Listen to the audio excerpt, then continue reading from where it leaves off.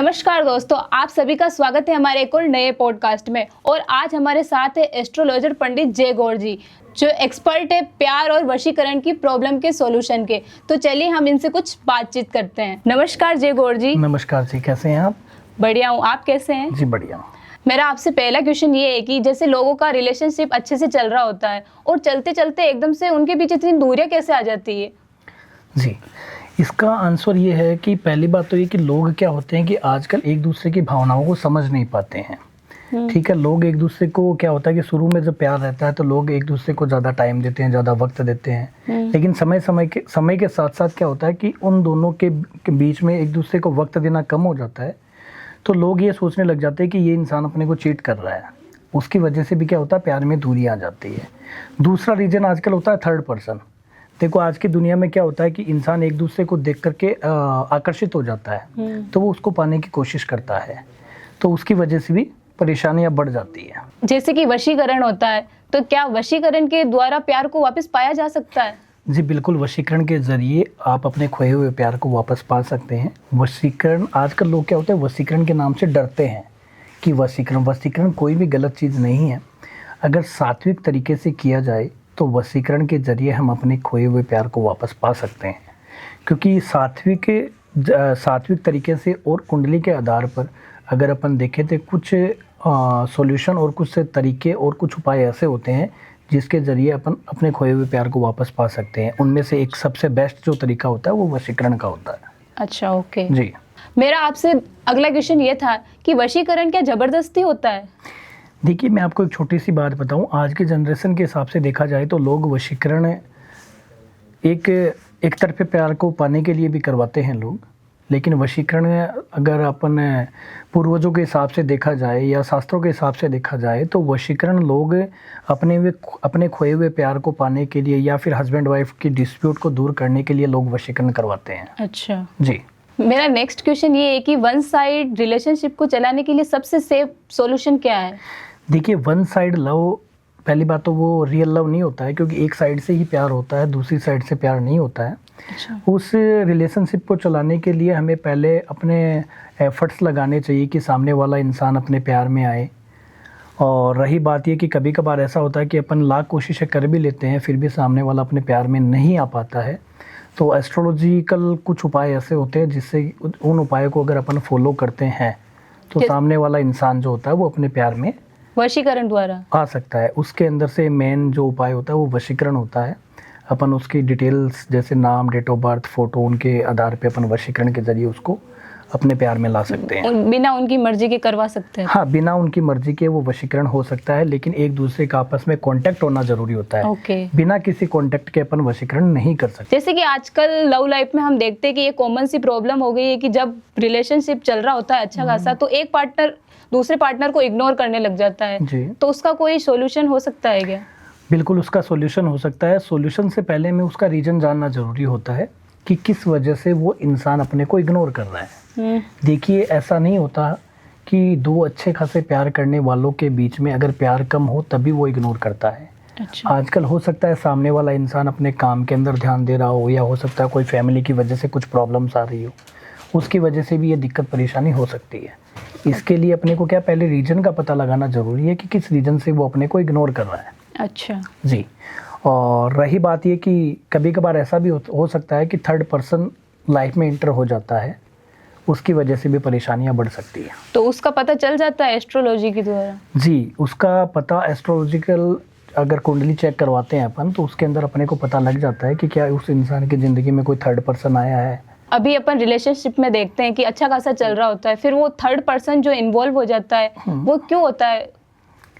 देखिए, मैं आपको एक छोटी सी बात बताऊं, आज की दुनिया में ना प्यार क्या चीज़ होती है वो लोगों को नहीं पता। लोग आकर्षण को प्यार मानते हैं, एक दूसरे को देखते हैं, अट्रैक्ट हो जाते हैं, तो वो एक दूसरे को दूसरे दिन तो बोल देते हैं कि हाँ मैं आपसे प्यार करता हूँ, लेकिन वो प्यार नहीं है, वो एक अट्रैक्शन है। ठीक नहीं, है ना? बहुत लॉन्ग टर्म का चल रहा होता है रिलेशनशिप। हाँ, फिर भी थर्ड पर्सन इंटर कर जाता है। उसी का ही मैं आपको बता रहा हूँ कि क्या होता है कि दो प्यार करने वाले होते हैं, लेकिन दोनों में से किसी एक की लाइफ के अंदर एक इंसान किसी सेकंड पर्सन की तरफ अट्रैक्ट हो जाता है। अट्रैक्ट होने के बाद में क्या होता है कि उन दोनों के बीच में वार्तालाप बढ़ने लग जाती है, और रही बात ये उसके बाद में वो इंसान पहले वाले प्यार को अपना कम टाइम देने लग जाता है। तो ये उसकी वजह से आता है। और बाकी कुछ लोग ऐसे होते हैं जिनकी कुंडलियों के अंदर भी ऐसे योग बन जाते हैं कि जिसकी वजह से भी थर्ड पर्सन एंटर हो जाता है। जैसे कि लोग वशीकरण करवाते हैं, तो फिर जिस पे वो वशीकरण करवा रहे हैं उस पे कोई नुकसान होता है या ऐसे ही? देखो, वशीकरण करने के तरीके अलग अलग होते हैं। कुछ वशीकरण ऐसे होते हैं जो तंत्र साधनाओं के जरिए किए जाते हैं। उन तंत्र साधनाओं के द्वारा जो वशीकरण किए जाते हैं उनके नेगेटिव इफेक्ट हो सकते हैं।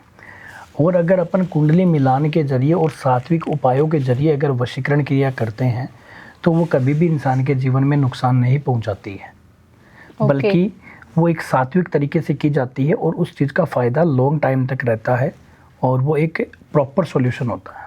अच्छा जी, तो दोनों पार्टी सेफ रहती है उसमें, जो वशीकरण करवा रहा है या जिस पे हो रहा है? जी, अगर अपन सात्विक तरीके से सारी चीज़ें करवाते हैं तो किसी को कोई प्रॉब्लम नहीं होती, किसी को कोई नुकसान नहीं होता है। बहुत सारे कपल बहुत लॉन्ग टाइम से रिलेशनशिप में होते हैं लेकिन उनकी शादी नहीं हो पा रही होती है, तो क्या उनकी लव मैरिज के लिए कोई वशीकरण हो सकता है?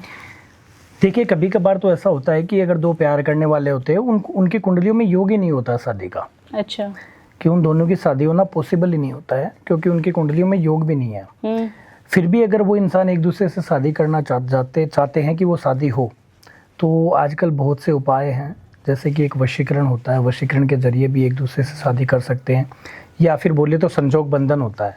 संजोग बंधन के अनुष्ठान होते हैं काफ़ी, उसके जरिए भी एक दूसरे का संजोग बंधन कर करके हम शादी कर सकते हैं एक दूसरे से। तो उनकी फिर मतलब मैरिज लाइफ अच्छे से चलती है? हाँ बिल्कुल, उनकी मैरिज लाइफ अच्छे से चलती है, कोई परेशानियाँ नहीं होती, क्योंकि उनकी जो ज़िंदगी की जो परेशानियाँ होती है उसके लिए अपन पहले ही उपाय सारे कर लिए जाते हैं। जैसे कि आज की जनरेशन में लव प्रॉब्लम्स बहुत सारी आ रही होती है, तो ये लव प्रॉब्लम में सबसे इम्पोर्टेंट चीज़ क्या होती है?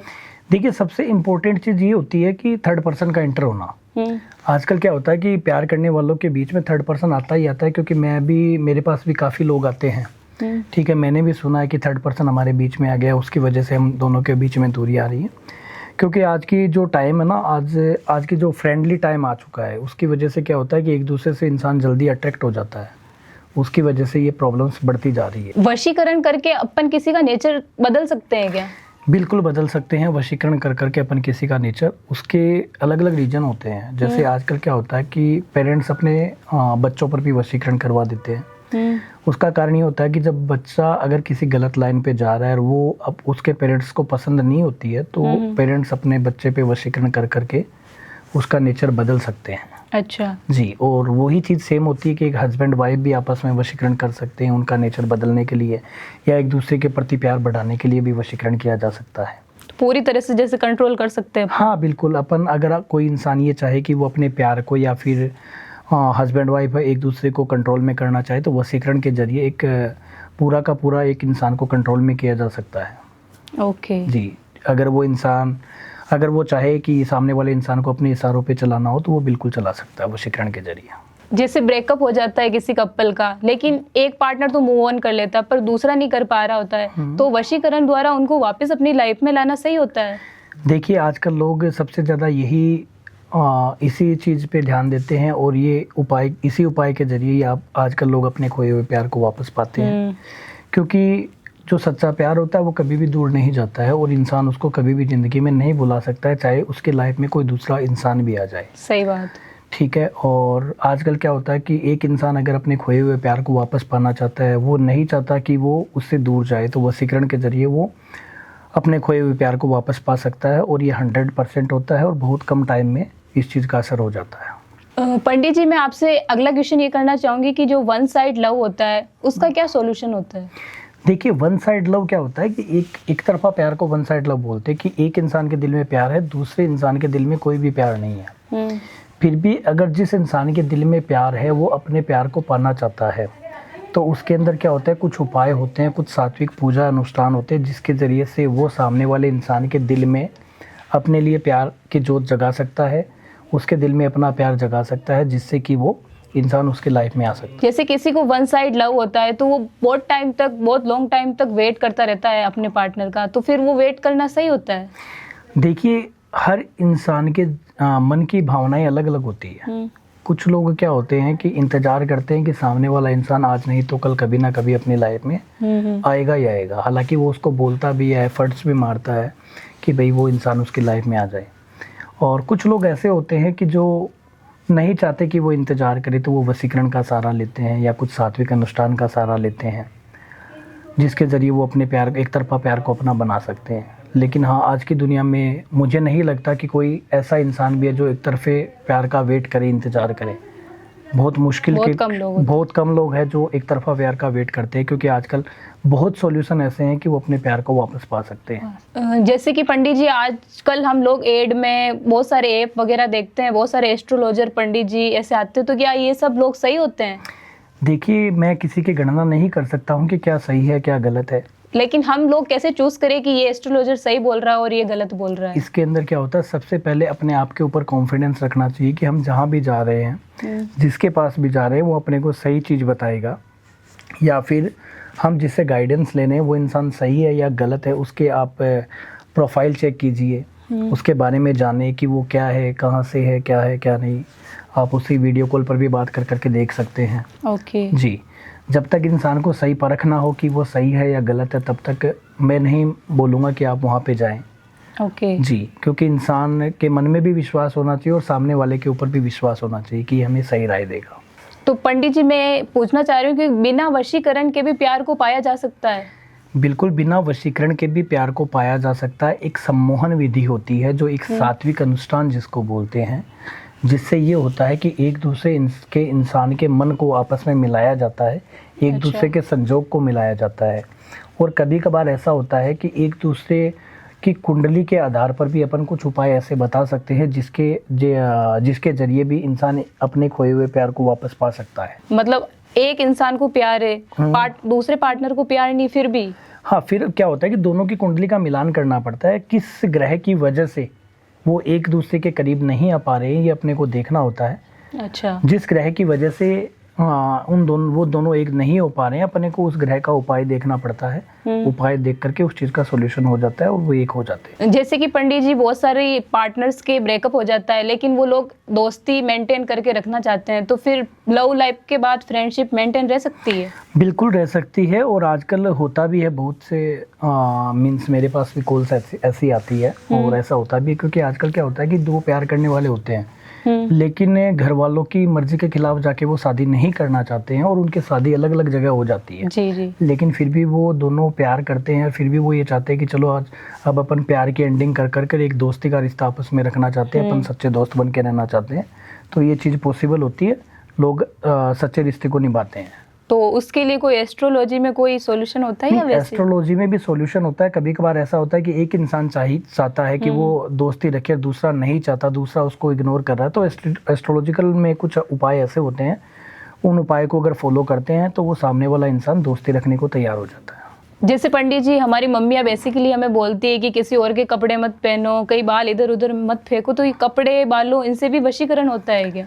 देखिए, बिल्कुल होता है। इंसान के बॉडी के टच हुई कोई भी ऐसी चीज़ हो जो इंसान डेली रूटीन में यूज में लेता है, या फिर जैसे उसके नाखून हो गए, बाल हो गए, अच्छा, या फिर उसके कपड़े हो गए, उनके जरिए वशीकरण किया जा सकता है। कपड़े, बाल, नाखून, इनके ऊपर जादू टोनों का असर भी ज़्यादा किया जा सकता है। इससे उस इंसान के साथ में कुछ भी गलत कर सकता है। ओके। ये बहुत ज़्यादा इफेक्ट डालते हैं, इसलिए हमेशा ज़िंदगी में बाल और नाखून को संभाल करके ही इधर उधर नहीं डालना चाहिए, संभाल करके ही मीन्स उसको संभाल के रखना चाहिए। बिल्कुल। जैसे कि पंडित जी, बहुत सारे लोग ब्लैक मैजिक, काला जादू करवाते हैं, तो उसका कोई संकेत होता है? अपने को कैसे पता चलता है कि अपने ऊपर काला जादू हुआ है? जी, उसके संकेत काफ़ी होते हैं। जैसे कि एक अच्छा खासा मेहनती इंसान होता है, वो बहुत ज़्यादा मेहनत करता है, लेकिन उसका किसी काम में मन नहीं लगता है। अच्छा खासा पढ़ने वाला इंसान होता है, उसके अच्छे नंबर्स आ रहे होते हैं हर साल, लेकिन वो धीरे धीरे डल होने लग जाता है, कम नंबर आने लग जाते हैं। वो सारे ब्लैक मैजिक के इफेक्ट्स ही होते हैं, और इंसान का मानसिक संतुलन भी खराब हो जाता है ब्लैक मैजिक के ज़रिए। अच्छा। और इंसान का शरीर होता है ना, वो बीमार पड़ने लग जाता है धीरे धीरे, इंसान कमज़ोर होने लग जाता है। ये सारे ब्लैक मैजिक के इफेक्ट होते हैं। तो फिर उसका कोई सॉल्यूशन? सबसे पहले हमें पता लगाना होता है कि क्या सच में ब्लैक मैजिक है क्या। उसके लिए क्या होता है, उसकी कुंडली के ऊपर, और उसकी आजकल तो क्या होता है, फेस रीडिंग के हिसाब से भी लोग देख लेते हैं। अच्छा जी, कि उसके ऊपर ब्लैक मैजिक है, उसके जरिए उसको कुछ सात्विक उपाय बताए जाते हैं, जिसके जरिए सारी चीज़ें ठीक हो जाती है। वशीकरण करवाने के लिए पैसे और महंगे अनुष्ठान करवाने पड़ते हैं? देखिए, वशीकरण अलग अलग तरीके के होते हैं। मैं ये नहीं बोलता कि फ्री में वशीकरण होते हैं। आजकल यूट्यूब इंस्टाग्राम पे काफ़ी वीडियोज आती है वशीकरण, ऐसे वशीकरण कर लो वैसे कर लो, बट मैं बोलूँगा उन चीज़ों को फॉलोअप नहीं करना चाहिए, क्योंकि अगर अपन उनके जरिए ही वशीकरण कर लेंगे तो फिर दुनिया में हर कोई इंसान किसी पर भी वशीकरण कर सकता है, क्योंकि वशीकरण करने के तरीके होते हैं। अच्छा। उनके खुद के उपाय होते हैं और एक समय होता है, उसी समय के ऊपर ही वो चीज़ें की जाती है। ऐसे तो हर कोई वशीकरण नहीं कर सकता है, वो एक प्रॉपर तरीके से किया जाता है और प्रॉपर टाइमिंग देखी जाती है कि किस टाइम पर किस तरीके से किया जाए। तो बेसिकली वशीकरण वगैरह या ऐसी चीज़ें रात को ही होती है? हाँ बिल्कुल, रात को होती है, बट आजकल तो देखा जाए तो हम कभी भी कर सकते हैं ये सारी चीज़ें। अच्छा। इसका कोई टाइमिंग नहीं होता, बट हाँ जो इंसान वशीकरण करवा रहा होता है ना, उसकी डेट ऑफ बर्थ वगैरह के हिसाब से देखना पड़ता है कि हमें कितनी बजे ये काम करना चाहिए। तो वशीकरण का प्रभाव लड़कियों पे ज़्यादा रहता है या लड़कों पे? ये तो किसी पर भी रह सकता है, क्योंकि आजकल तो ऐसा होता है ना कि एक लड़का एक लड़की पर भी वशीकरण करवाता है और लड़कियां लड़कों पर भी वशीकरण करवाती है, तो जो इंसान करवाता है उसके ऊपर इफेक्ट होता है। तो ज़्यादा नुकसान नुकसान किसी को नहीं होता। वशीकरण करने का तरीका अगर सात्विक है तो किसी को कोई नुकसान नहीं होता है। तो वशीकरण की सात्विक विधि द्वारा अपने खोए हुए प्यार को वापस पा सकते हैं? बिल्कुल, आजकल सबसे खोए हुए प्यार को वापस पाने के लिए सबसे सरल और सात्विक उपाय यही है कि सात्विक अनुष्ठान के जरिए अपन अब कुछ ऐसा उपाय करें और कुछ ऐसी पूजा अनुष्ठान करवाएं जिसके जरिए आप अपना खोए हुए प्यार को वापस पा सकते हैं। इससे क्या होता है कि ना तो सामने वाले को पता चलता है, ना ही सामने वाले को कोई नुकसान होता है। अच्छा। और इंसान वो आपके लाइफ में वापस आ जाता है। पार्टनर को जैसे पता चल जाए कि उस पे वशीकरण करवा रखा है?